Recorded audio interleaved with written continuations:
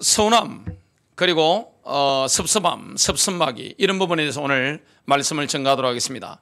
우리는 예수 십자가 보혈의 능력으로 구속을 받았기 때문에 그 하나만 해도 일평생 감사하며 감사의 말을 하며 살아야 될 줄로 믿습니다. 우리가 영적인 걸 바라보기 때문에 늘 감사하며 살 수가 있습니다. 어려움이 와도 감사하고 질병이 와도 감사하고 고통이 와도 감사하고 문제가 생겨도 감사하고 다 감사한단 말이죠. 범사에 감사라. 이는 그리스도 예수 안에서 너희를 향하신 하나님의 뜻이니라. 여러분 영적으로 늘 충만한 삶 특징이 뭡니까? 범사에 감사하는 것입니다. 자빠져도 감사하고 넘어져도 감사하고 모든 것 가운데 뭐가 있습니까? 감사가 있습니다. 말세의 징조가 뭘까요? 감사가 없어지는 시대입니다. 섭섭함이 밀려오는데 감사가 없어지는 시대, 이건 바로 말세의 징조인 것을 보게 됩니다. 하나님에 대한 감사도 없어지고 부모에 대한 감사도 없어지고 다른 것에 대한 여러 가지 감사가 없어지는 겁니다. 디모데후서 3장 2절입니다. 사람들이 자기를 사랑하며 왜 감사가 없어집니까? 왜 섭섭합니까? 자기를 너무 사랑하기 때문입니다. 자기만 사랑하기 때문입니다. 돈을 사랑하며 돈만 사랑하는 겁니다. 자랑하며 교만하며 비방하며 부모를 거역하며 감사하지 아니하며 말세는 감사가 없어집니다. 감사를 잃어버린 마음에는 서운함이 찾아옵니다. 사람의 마음이 얼마나 감사합니까? 여러분 사람 마음은 굉장히 간사한 거예요. 특히 성령 인도받지 않는 마음은 굉장히 간사합니다. 마귀가 역사하면 사람의 마음이 얼마나 간사해진지 모릅니다. 마귀가 역사하면 마음이 너무 좁아지는 겁니다. 오늘 성령 충만해서 솔로몬이 젊은 날에 받았던 넓은 마음으로 여러분 승리하는 축복이 있게 되시기를 주님의 이름으로 축복합니다. 인간의 마음이 얼마나 간사한지 예레미야서 17장 9절에 이렇게 말씀합니다. 만물보다 거짓되고 심히 부패한 것은 마음이라. 누가 능히 이를 알리오마는. 모든 것보다 부패한 게 뭡니까? 거짓된 게 뭡니까? 거짓이 가득 들어있는 거, 부패함이 가득한 게 뭡니까? 인간의 마음입니다. 이게 예수 십자가로 말미암아 씻김 받고 성령 충만 받으면 깨끗해지는 겁니다. 이런 비밀을 저와 여러분 누리게 되는 겁니다. 여러분 마귀가 뭘 통해 들어옵니까? 옛날 영화에 보면 터미네이터가 나옵니다. 막 근육이 이렇단 말이에요. 이래가지고 막 쏘갑니다. 람보 한번 보세요. 보니까 옛날에 어른들은 아시겠습니다만은 갑자기 물속에서 막 일어나가지고 막 하고 막 헬리콥터 부수고 막 그래요. 보면 람보잖아요. 요즘은 뭐가 나옵니까? 엄청난 괴물의 모습으로 강력하게 나오는 영화의 캐릭터들이 있습니다. 마귀는 그런 식으로 들어오지 않습니다. 마귀는 우락부락하게 막 근육 막 튀어나와가지고 막 무섭게 이렇게 들어오지 않습니다. 마귀는 아주 사소한 일로 마음을 딱 들어옵니다. 마귀에 대해서 아이들도 착각합니다. 굉장히 무섭게 말이죠. 막 귀신 나타나고 와 해가지고 이렇게 귀신이 들어오지 않단 말이에요.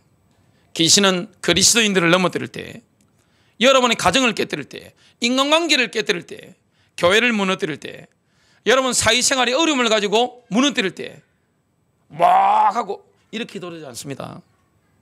마귀는 아주 사소한 일을 가지고 감정 딱 상하게 만듭니다. 그렇게 들어와서 어떻게 됩니까? 나를 파멸시키는 겁니다. 가정을 어둡게 만들고 가정을 파괴해버리는 겁니다. 교회를 어둡게 만드는 겁니다. 여러분 사업장이라든지 인간관계를 파괴하는 겁니다. 오늘 첫 번째입니다. 서운함은 주로 영적으로 미성숙한 사람들에게서 많이 올라옵니다. 영적으로 성숙한 사람은 어떻게 됩니까? 그는 서운한 마음이 오더라도 어떻게 됩니까? 딱 쳐버립니다. 악한 마귀인 줄 알고 딱 쳐버리는 겁니다. 여러분 사단의 공격 포인트가 뭡니까? 인간의 혼입니다. 마귀는 구원받은 자의 영을 건드릴 수가 없는 거예요. 뭘 건드립니까? 인간의 혼이 사단의 주 타깃입니다. 그리스도인들의 마음, 그리스도인들의 생각, 그리스도인들의 감정, 이걸 집중적으로 건드린단 말이죠. 강력하게 건드리지 않습니다. 여러분 바깥에서 가정을 공격한다?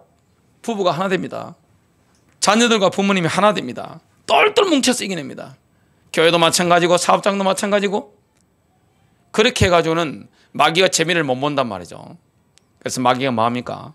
인간의 감정 딱 상하게 만듭니다. 부부 사이를 갈라버리는 거예요. 부모님과 자녀 사이를 갈라버리는 거예요.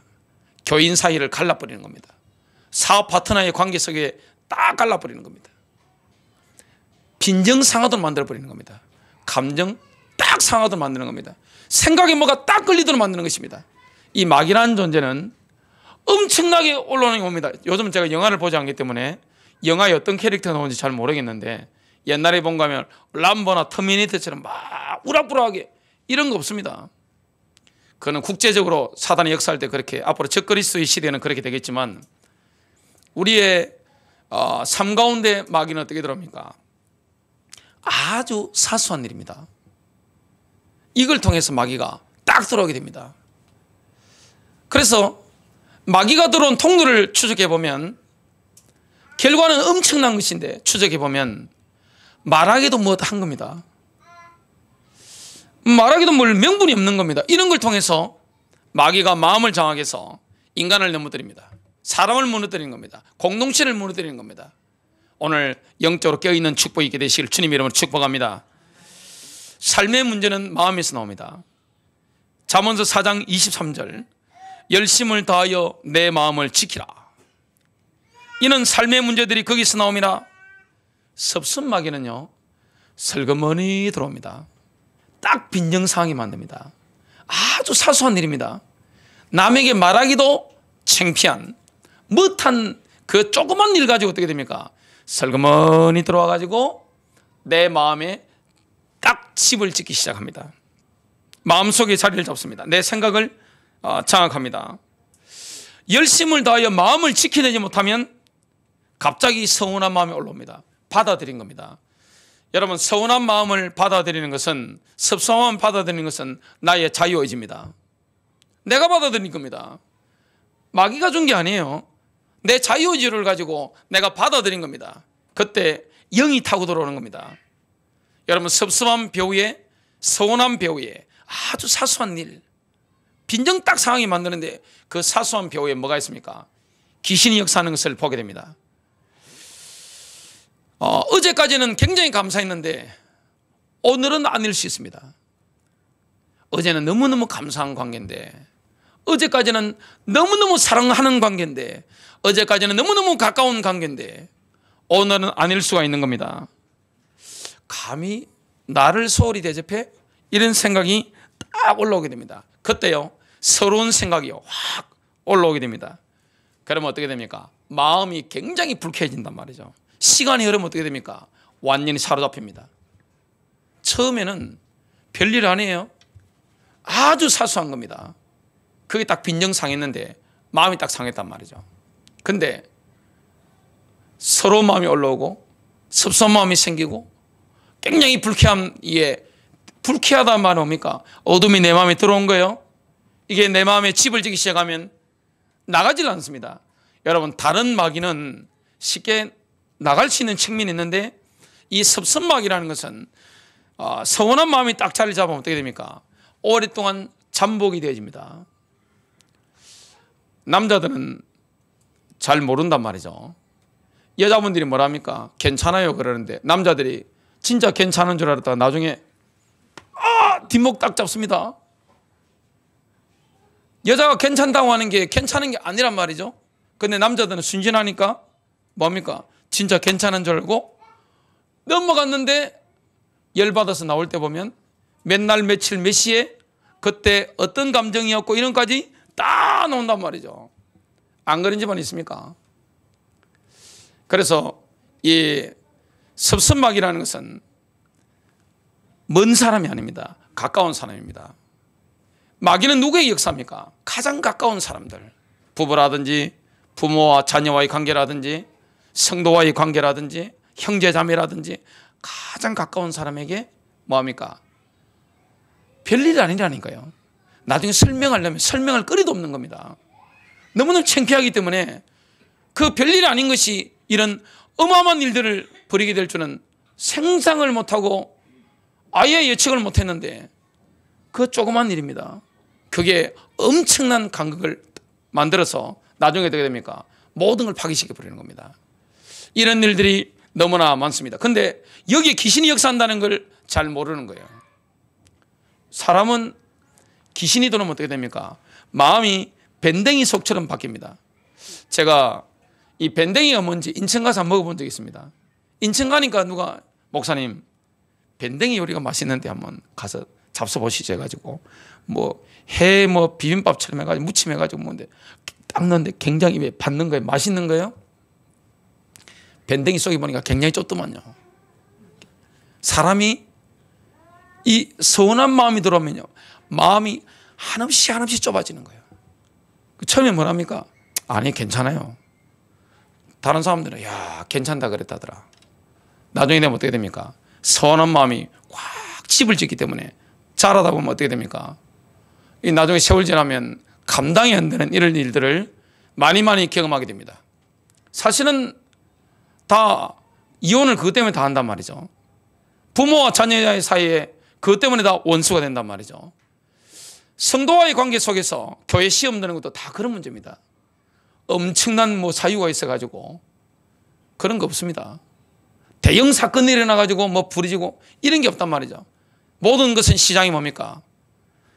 아주 사소한 그 감정, 그게 내 마음을 상하게 하는 아주 사소한 일, 그걸 내가 허용했으니까 어떻게 됩니까? 들어와서 집을 지은 겁니다. 그래서 뭘 지켜야 됩니까? 마음을 지켜야 될 줄로 믿습니다. 마음을 지켜야 되는 거예요. 마귀야 예수 이름으로 떠나갈지어다 선포해버려야 돼요. 이거는 주로 여자들이 많이 걸립니다만은 남자도 똑같아요. 남자, 저는 밴댕이 속 남자들 많이 만나봤습니다. 한이 없어요. 끝이 없습니다. 이런 게 얼마나 무서운 것인지 모릅니다. 그래서 이 서러운 마음, 서운한 마음, 섭섭한 마음, 이 섭섭하기는요 인간관계 자체를 지옥으로 만들어버립니다. 분명히 사랑해서 결혼했단 말이죠. 부모와 자녀의 관계가 얼마나 가까운 관계입니까? 교회 안에서 예수님의 피로 한 몸이 됐단 말이죠. 한 피바다 한 몸이 이루었단 말이죠. 얼마나 가까운 관계입니까? 여러분, 진정한 교회는 육신적인 형제자매보다 가까운 관계입니다. 그런데 이 영적으로 마음적으로 가까운 관계가 다 흩어지는 게 뭡니까? 설명할 수 없는 별일 아닙니다. 그런 게 다 이렇게 만든단 말이죠. 영적으로 우리가 성숙하지 못하면 받으려고만 합니다. 영적으로 성숙하면 어떻게 됩니까? 자꾸 주려고 한단 말이죠. 자꾸 주려고 한단 말이죠. 여러분, 부모님이 자녀에게 자꾸 주려고 하잖아요. 우리 어머니는 지금도 저한테 뭘 주시려고 땡볕에 가서 열심히 일하고 계십니다. 여러분, 제가 안산시 사니까 쭉 운전해서 교회까지 오다 보면 파지 줍는 할머니들 한번 보세요. 그 박스 주우셔가지고 파지 주우셔가지고 자식한테 한 푼이라도 보태주려고 보니까 쭈글쭈글 하신데 얼마나 열심히 이렇게 하시는지 몰라요. 부모이기 때문에 가능한 겁니다. 그런데 어린아이들 특징이 뭡니까? 무조건 달라는 겁니다. 자, 두 손에 다 쥐고 나서 뭐합니까? 더 달라는 겁니다. 질 손도 없어요. 여기에 또 뭘 얹어주면 어떻게 됩니까? 또 달라는 겁니다. 근데 옆에 애가 보니까 나보다 한 개 더 가졌어요. 머리를 땅에 찧으면서 우는 겁니다. 모든 인간이 똑같아요. 인간은 예외가 없는 것입니다. 그래서 가장 위험한 관계가 뭡니까? 사탄이 역사하면 가장 가까운 관계입니다. 가장 원수가 될 수 있는 게 뭡니까? 가장 가까운 관계입니다. 그래서 이 부부관계가 가장 힘듭니다. 가장 힘든 게 부부관계란 말이죠. 사랑해서 만났는데 조그만 설명도 할 수 없는 별일 아닌 거, 섭섭한 마음, 딱 빈정상한 거, 그게 나중에 돌이킬 수가 없어요. 교회에서도 보면, 그래서 영적으로 성숙하지 않다고 판단되시는 분들은 절대 담임 목사의 척근이 되면 안 됩니다. 큰일 납니다. 사람이라는 건 뭡니까? 살아가다 보면 여기에 청년들 앉아 계시고 한데 연애와 결혼은 완전히 다른 겁니다. 연애하듯이 결혼을 생각한다. 박살납니다. 연애하고 결혼은 어떻게 갖다 할 수 있어요? 완전 다른 겁니다. 삶 가운데 완전 들어가는 것인데, 현실 가운데 들어가는 것인데, 이게 그래서 서운한 마음이 들어와서 그 마음을 타고 귀신이 들어온단 말이죠. 이 마음을 지켜내야 되는데 삶의 문제들이 거기서 마음에서 나오는 것인데 이걸 지켜내지 못하면 어떻게 됩니까? 마음을 점령하니까 어두움이 지옥이 되어버리는 것을 보게 됩니다. 왜 그렇습니까? 서운한 마음은 표시를 내지 않단 말이죠. 빨리 표시 안 내요. 그렇기 때문에 잠복기가 있단 말이죠. 굉장히 기간이 길어집니다. 이 서운한 마음에 사로잡히면 자신도 모르게 그 다음부터는 마귀의 스파이 노릇을 하게 됩니다. 마귀의 첩자가 되는 겁니다. 마귀의 종노릇을 하게 되는 겁니다. 이 습성한 마음에 사로잡히면 모든 것을 왜곡된 관점으로 바라봅니다. 이게 습성한 마음에 들어오면 어제까지 사랑했는 남편이 똑바로 안 보이는 겁니다. 어제까지 사랑한 아내가 똑바로 보이지 않는 겁니다. 뭔가 이렇게 왜곡돼서 이렇게 보이는 겁니다. 직장에서도 상사와 부하 사이에 어제까지 좋았는데 습성한 마음이 들어오니까 어떻게 됩니까? 왜곡돼서 다 바라보이는 겁니다.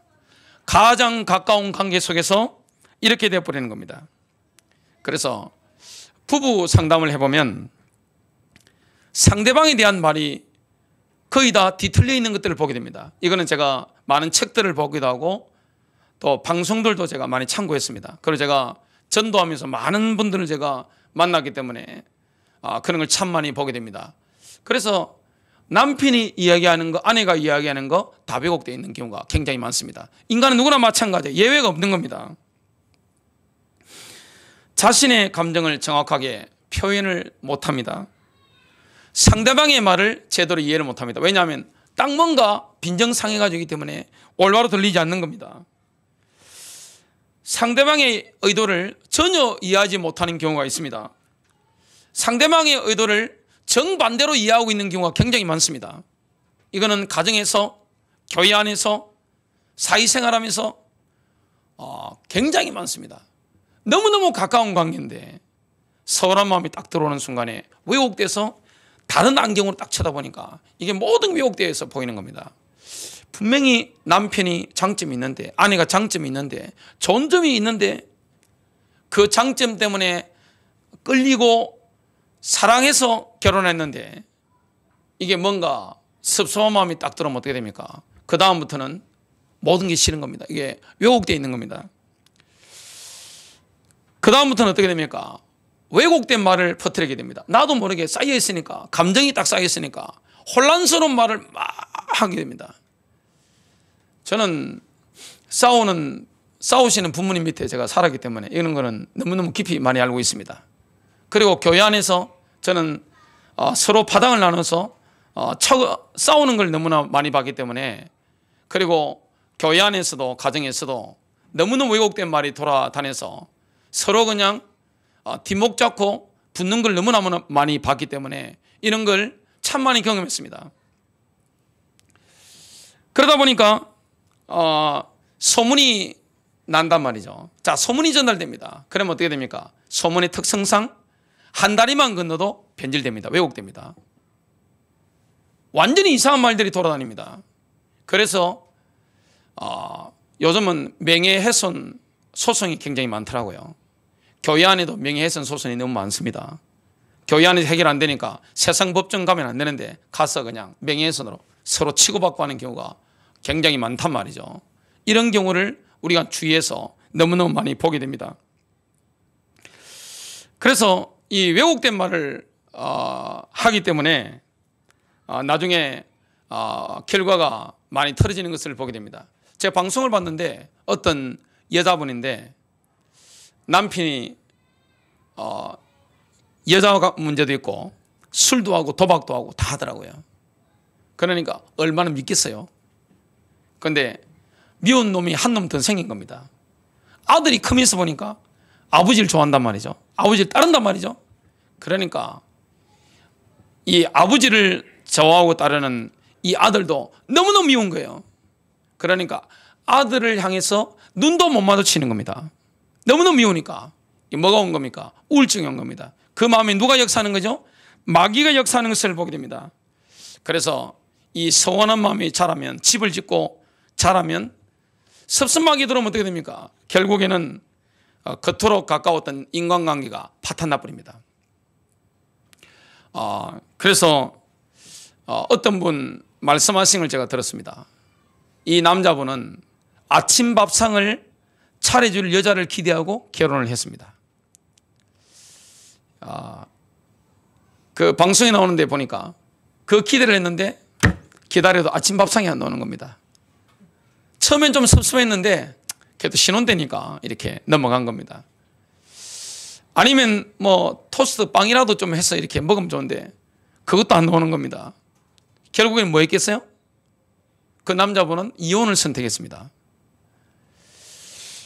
성경에 나오는 인물이 있습니다. 대표적인 모델 케이스가 누굽니까? 사울 왕입니다. 사울 왕은 원래 전쟁 영웅입니다. 남보다 훨씬 잘생겼고 키도 큽니다. 남들은 사울 왕 옆에 서면 어깨 밑에 옵니다. 아주 잘생겼어요. 그리고 왕입니다. 전쟁 영웅이었습니다. 나중에 본인이 좀 세월이 흘렀는데 골리앗을 꺾은 그런 10대가 나왔습니다. 누굽니까? 다윗입니다. 다윗은 골리앗을 죽이기 전에 성경에 보면 사무엘상 16장 21절에 사울이 그를 크게 사랑했다고 나옵니다. 사울이 얼마나 크게 사랑했으면 성경이 그렇게 말씀하겠습니까? 골리앗 사건 전에 다윗은 사울왕이 영적으로 시달리니까, 정신적으로 막 시달리고 귀신에게 막 시달리니까 안정을 찾기 위해서 음악 치료사로 들어간 겁니다. 다윗이 이렇게 하프를 쫙 타면 사울에게 들렸던 악신이 막 떠나가면서 시원해지는 겁니다. 얼마나 사랑스럽겠어요. 정신적으로 막 시달리는데, 귀신들 시달리는데 하프 타면 우리를 시는 뭡니까? 피아노만 쳐도 귀신이 다 떠나가 버리고 상쾌해져서 맑아지는 겁니다. 너무 사랑한 거예요. 여러분, 왕은 최측근을 누구를 둡니까? 경호원을 최측근으로 칩니다.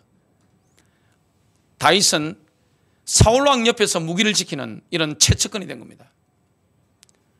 그리고 그 위에 뭐가 터졌습니까? 골리앗을 죽이는 이런 일이 일어났습니다. 전쟁 영웅이란 말이죠. 그때 사울왕이 미리 약조한 게 있습니다. 골리앗을 죽이는 자는 나의 사위를 삼을 것이다. 지금 예비 사위가 된 겁니다. 가까운 관계란 말이죠. 그런데 골리앗을 죽인 이스라엘 군대가, 전쟁에 승리한 군대가 들어오니까 이스라엘 여인들이 노래를 막 불렀습니다. 환영식을 막 한 거죠. 프레이드 가운데 노래를 불렀는데 사무엘상 18장 7절부터 10절입니다. 여인들이 뛰놀며 노래하여 이르되 사울이 죽인 자는 천천히요 다윗이 죽인 자는 만만히로다 한지라. 사울이 그 말에 불쾌하여 심히 노하여 이르되 다윗에게는 만만을 돌리고 내게는 천천만 돌리니 그가 더 얻을 것이 나라 말고 무엇이냐 하고, 그날 이후로 사울이 다윗을 주목하였더라. 정적이 된 거죠. 그 이튿날 하나님께서 부리시는 악령이 사울에게 힘있게 내리매 그가 집안에서 정신없이 떠들어대므로, 여러분, 이 서운한 마음, 섭섭하게 사로잡혀 가지고 악령이 강하게 사로잡힌 인물이 누굽니까? 사울왕입니다. 그래서 이런 것을 우리가 뭡니까? 절대 허용하면 안 되는 줄로 믿습니다. 그래서 이 잠언서 4장 23절 우리가 읽지 못하고 넘어갔었는데요. 구부러진 말을 내 입에서 버리며 삐뚤어진 말을 내 입술에서 멀리하라. 여러분, 속지 마시길 바랍니다. 마음을 지게 되는 겁니다. 사소한 일 때문에, 사소한 생각 때문에 이 서운한 마음이 내 안에 들어왔단 말이죠. 인간관계 가운데, 부부관계 가운데, 또 부모님이나 자녀와의 관계 속에서, 또 우리가 교회 안에서 나와 가장 가까운 사람, 내가 너무너무 사랑하는 사람과의 관계 속에서 섭섭한 마음이 생겼단 말이죠. 이걸 뭐 해야 됩니까? 예수 이름으로 빨리 물리치는 축복이 되시길 바랍니다. 아니면 어떻게 됩니까? 이게 자라기 시작하면 세월 흐르면 어떻게 됩니까? 걷잡을 수가 없습니다. 공동체가 다 파괴돼 버리는 겁니다. 여러분, 섭섭마귀의 쌍둥이가 있습니다. 그게 뭘까요? 괘씸마귀입니다. 전부 자기 중심이니까 어떻게 됩니까? 한쪽에는 섭섭한 거예요. 한쪽에는 뭡니까? 괘씸한 거예요. 자녀는 섭섭하고 부모가 느낄 때는 뭡니까? 괘씸한 거예요. 부부관계도 뭡니까? 한쪽에는 섭섭하고 한쪽에는 뭡니까? 괘씸한 거예요. 교회 안에서도 뭡니까? 한쪽에는 섭섭한 마음이 들어오고 한쪽에서는 뭡니까? 괘씸한 겁니다. 여러분 직장에서도 사회생활하면서 뭡니까? 밑에 사람은 섭섭한 거예요. 또 한쪽에서는 뭡니까? 괘씸한 거예요. 이 속에 뭐가 역사합니까? 귀신이 딱 들어옵니다. 그러면 어떻게 됩니까? 인간관계가 파괴돼 버리는데 가장 사랑하는 관계, 가장 가까운 인간관계가 지옥처럼 있다가 파괴돼 버리는 겁니다. 그래서 원수가 누가 됩니까? 부부가 원수 됩니다. 가장 가까운 사람이 원수 되는 거예요. 너무너무 친하게 지냈던 사람들이 원수가 되는 겁니다. 그래서 여러분 인생에 막말이 없어지는 축복이 되시길 바랍니다. 아무리 기분 나빠도 막말하지 마세요. 막말은 이온으로 가는 직행열차를 타는, 이온의 KTX를 타는 급행열차를 타는 그 티켓이 됩니다. 그리고 여러분 어떤 일이 있더라도 요즘은 이 스마트폰이 있으니까요. 전화라든지 열받았을 때 문자라든지 카톡이라든지 하지 마시기를 주님의 이름으로 축복합니다. 딱 브레이크 잡아야 됩니다. 하나 열받거든 교회당 오셔서, 교회당 오실 상황이 뭔데 뭐 됩니까? 차 안에서, 안 되면 뭡니까? 화장실 안에서 뭡니까? 중얼중얼 하시기 바랍니다. 안 되면 욕도 하시고 그 안에서 막 하시기 바랍니다. 풀이 되니까 그죠? 쌓아놓고 못 있으니까 여러분 기도하시길 바랍니다. 찬양하시길 바랍니다. 어둠을 떠나보내시길 주님으로 축복합니다. 기도해야 되는 겁니다. 우리가 영적으로 승리하려면 영적 수준을 업그레이드 해야 됩니다. 내가 영적으로 정신적으로 어리기 때문에 그 섭섭한 마음을, 괘씸한 마음을 이겨내질 못하는 거예요. 내가 너무너무 섭섭마귀가 들어오고 괘씸마귀가 막 들어온다. 이건 뭡니까? 내가 지금 영적으로 성장하지 못한 겁니다.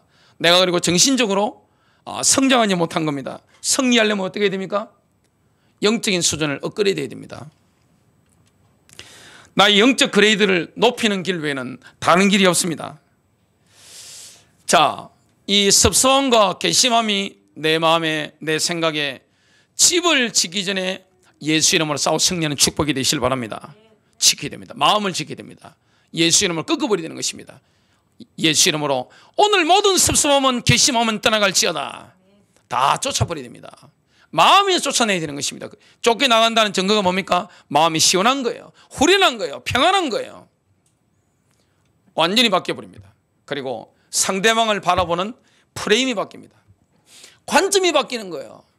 조금 전까지는 나 중심이었는데, 사탄 중심이었는데 기도하고 나니까 하나님 중심으로 바뀌는 거예요. 성령 역사 중심으로 바뀌는 거예요. 상대방을 이해하게 됩니다. 그 입장을 이해하게 됩니다. 상대방 심중을 헤아리게 됩니다. 이렇게 바뀌어지게 됩니다. 여러분 마음이 힘드시거든 찬송가 88장을 부르십시오. 내 진정 사모하는 친구가 되시는 그 찬양 부르면 얼마나 좋습니까? 그리고 내 영혼이 은총 입어 중한 죄짐 벗고 보니 내 진정 사모하는 친구가 되시는 구주 예수님은 아름다워라. 내 마음이 외로울 때, 내가 섭섭한 마음이 막 들어올 때, 괘씸한 마음이 막 들어올 때 어떻게 합니까? 이걸 물치버려야 되는 것입니다. 찬양 부를 때, 예수 이름을 찬양할 때, 말씀을 찬양할 때 모든 악한 영들은 떠나갈 줄로 믿습니다. 내 마음이 바뀌어버리는 거예요. 시원해지는 거예요. 내 눈이 바뀌는 거예요. 관점이 바뀌어버리는 것입니다. 마태복음 18장 21절과 22절입니다. 그때 베드로가 나와 이르되 주여 형제가 내게 죄를 범하면 몇 번이나 용서하여 주리까? 7번까지 하오리까? 여러분 7번까지 남편 용서했다. 대단한 겁니다. 7번까지 와이프를 용서했다. 대단한 거예요. 7번까지 내게 습하게 만든 이 교인을 용서했다. 대단한 겁니다. 7번까지 직장생활 가운데 사업 가운데 나를 어렵게 만든 사람 용서했다. 대단한 수준이잖아요. 그런데 예수님은 뭐라고 하십니까? 예수께서 이르시되 내게 이르노니 7번뿐 아니라 7번을 70번까지도 할지니라. 영원히 용서하는 것입니다. 이건 누구의 능력으로 가능합니까? 성령 역사로 가능합니다. 여러분 서운한 마음, 섭섭한 마음, 이 마음을 담아두면 어떻게 됩니까? 표시가 안 난단 말이죠. 잠복기간이 있다가 어떻게 됩니까? 결국에는 한 건 터집니다. 가정에서 터집니다. 교회에서 터집니다. 여러분 사업 가운데 터지는 겁니다. 그때 입을 데미지는 엄청난 것입니다. 영적 싸움을 시작해야 될 줄로 믿습니다. 그래서 딴 말을 자꾸 합니다만은 모든 시작이 뭡니까? 서운함입니다. 섭섭함이에요. 그걸 잊지 못하고 딱 걸고 있는 겁니다. 수십 년이 지나도 안 없어지는 거. 그 말은 뭡니까? 마귀를, 귀신을 내 마음에 품고 있는 거예요. 여러분, 그러면 어떻게 됩니까? 내 마음이 지옥이에요. 뭐 기도응답 받겠어요. 그리고 가정이 지옥이고 교회가 지옥이고 내 사회생활 자체가 지옥으로 바뀌는 것입니다. 영적 싸움 승리하게 되시길 바랍니다. 직장 생활을 제일 힘든 게 뭐죠? 청년들에게 질문한 것을 제가 언론에 뜬 걸 봤습니다. 뭐냐? 사람이더라고요. 인간관계입니다. 오늘 영적 싸움이라는 사실을 눈을 떼야 됩니다. 영적으로 성숙한 사람은 가까운 인간관계를 통해서 하나님 나라를 누리게 됩니다. 가까운 인간관계가 천국으로 바뀌는 거예요. 요즘은 이 성숙하지 못하고 대부분 결혼한단 말이죠. 영적으로도 성숙하지 않고 정신적으로도 자라지 않고 어린아이 상태에서 결혼을 하니까 뭐가 안 됩니까? 가정을 유지하기 너무 힘든 거예요. 연예인들은 더하답니다. 돌아가신 온누리 교회 하영조 목사님 간증하시는 걸 딱 들어보니까 연예인 교회를 개척했는데 아무도 청소를 안 하더랍니다. 왜냐? 다 주인공이니까. 내가 중요하잖아요. 내가 주인공이단 말이죠. 아무도 청소를 안 해가지고 담임 목사님이 교인들이 좀 있었는데도 혼자 청소를 하시답니다. 나중에 그분 병 얻으셔가지고 영국에 유학 갔다 오시가 다시 온누리 교회를 개척하셨다고 합니다. 나 중심이다. 이건 뭡니까? 사탄 중심인 겁니다. 우리는 누구 중심으로 가야 됩니까? 하나님 중심으로. 아멘입니까? 그래서 나 중심이면요 섭섭마귀 개신마귀로 평생을 고생합니다. 남편을 남편으로 올바르게 보지 못합니다. 아내를 아내로 올바르게 보지 못합니다. 교회 안에 이게 있으면 어떻게 됩니까? 사탄이 소굴이 됩니다. 직장 사탄이 소굴이 되는 거예요. 영적인 사람은 뭐합니까? 인간관계가 천국으로 바뀌는 겁니다. 부부 생활이 천국으로 바뀌는 겁니다. 자녀와의 관계가 천국으로, 부모님과의 관계가 천국으로, 교회 안의 성도와의 관계가 천국으로, 세상 사람들과의 관계가 정말 화평을 이루게 되는 겁니다. 누가복음 17장 21절 또 여기 있다 저기 있다고도 못하리니 하나님의 나라는 너희 안에 있느니라. 여러분, 성령 인도 받는 사람은 옛 사람이 올라오는 걸 브레이크를 잡습니다. 새로운 사람이 인도를 받는단 말이죠. 그래서 갈라디아 5장 16절 17절입니다. 내가 이르노니 너희는 성령을 따라 행하라. 그리하면 육체의 욕심을 이루지 아니하리라. 육체의 소용은 성령을 거스르고 성령은 육체를 거스르나니 이 둘이 서로 대적함으로 너희가 원하는 것을 하지 못하게 하려 함이니라. 성령의 사람은 나의 옛 사람을 내려놓은 겁니다. 그 때문에 가장 가까운 인간관계를 통해서 천국을 누리게 되는 겁니다. 성령의 사람은요 가장 가까운 인간관계를 통해서 하모니를 이루게 됩니다. 왜냐? 나를 내려놨으니까. 내 고집, 내 경험, 내 혼적인 판단, 생각, 이걸 딱 내려놓은 것입니다. 자, 대한민국은 지금 양등분 딱 되어 있습니다. 둘로 쫙 쪼개져 있습니다. 대한민국은 교회 안에서는 어디서든 정치 이야기 잘못하면 대판 싸움 납니다. 왜냐? 서로 정오하고 있습니다. 양쪽에 10%씩 있단 말이에요. 중간에는 어중간한 80%가 있고 10%가 지금 견고하게 딱 있습니다. 하기 때문에 어떻게 됩니까? 양쪽의 10%는 서로를 죽일, 없어져야 될 존재라고 생각합니다. 서로 막 저주한단 말이죠.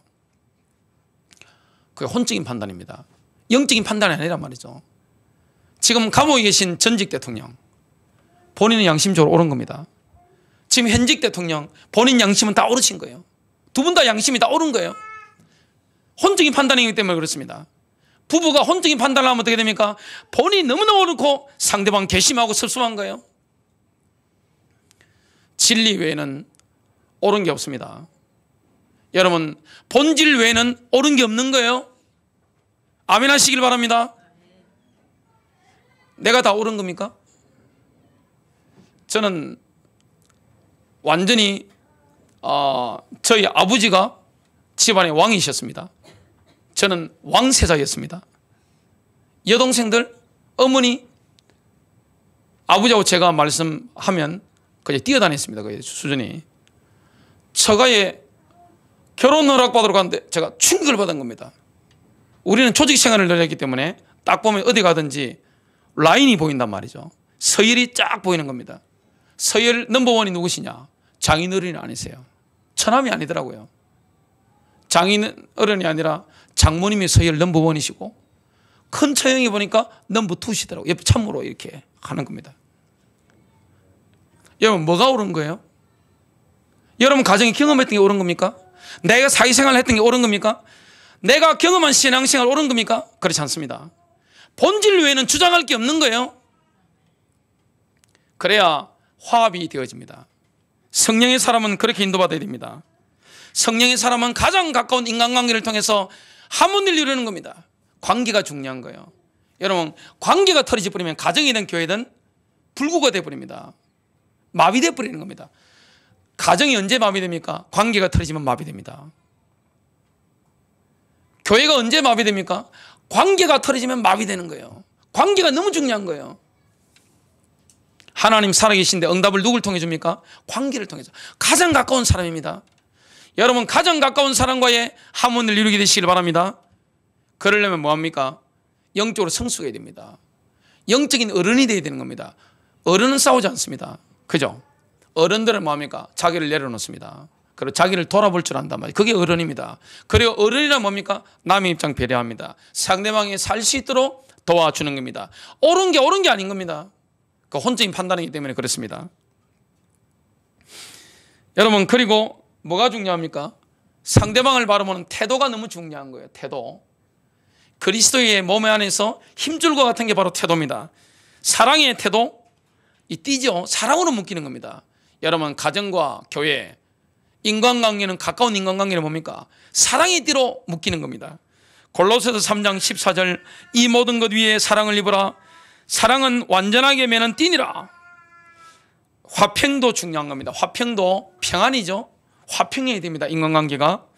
에베소서 4장 2절 3절입니다. 모든 겸손과 온유로 하고 오래 참음으로 사랑 가운데서 서로 용납하고 평안에 매는 줄로 성령이 하나 되게 하신 것을 힘써 지키라. 마지막 세 번째입니다. 믿음의 사람은 하나님에 대한 서운함도 능히 극복할 수 있습니다. 여러분 신앙생활 하다 보면 하나님에 대해서 서운한 마음이 섭섭한 마음이 막 들어올 때가 있습니다. 그 서운함을 가졌던 또 극복했던 대표적인 모델 케이스가 누굽니까? 구약의 하박국 선지자입니다. 하박국은 하나님께서 언제까지 타락한 자기 민족을 유다를 심판하지 않고 내버려 둘 것인지 질문했습니다. 언제까지? 도저히 자기가 볼 때는 유다 지파가 지금 이스라엘이 완전히 타락해버렸단 말이죠. 심판받아야 마땅하단 말이죠. 제사장 나라인데 말이죠. 그때 하나님이 뭐라고 말씀합니까? 내가 바벨론을 몽둥이로 들어가지고 내가 이스라엘을 치겠다. 그 말을 들은 지금 하박국 선지자는 당혹스러운 겁니다. 또다시 하박국이 질문합니다. 하나님 어찌하여 이스라엘보다 훨씬 악한 저 바벨론을 들어서 이렇게 칩니까? 이렇게 질문했습니다. 하박국서 1장 6절을 한번 보겠습니다. 하나님이 바벨론을 쓰시겠다 이렇게 하는 장면이 나옵니다. 보라 이는 내가 사납고 성급한 민족인 갈대아인을 일으키노니 바벨론이죠. 그들이 넓은 땅을 행군하면서 그들의 소유가 아닌 처소들을 차지할 것입니다. 그러니까 어찌하여 바벨론을 들어서 악한 바벨론을 들어서 내 동족을 칩니까? 이렇게 질문했습니다. 하박국은 하나님이 어떻게 응답하시는지 보기 위해서 자신이 파수하는 성위의 망대라고 있습니다. 가장 높은 곳에 올라갔습니다. 홀로 있었던 겁니다. 하나님의 관점을 듣고 싶어서. 여러분 하나님께 서운할 때는 뭐 해야 됩니까? 하나님께 서슴모한 마음이 들어올 때는 홀로 처하시길 바랍니다. 하나님의 관점이 뭔지, 하나님께서 왜 이렇게 하시는지 하나님의 관점을 듣기 위해서는 혼자 있어야 되는 겁니다.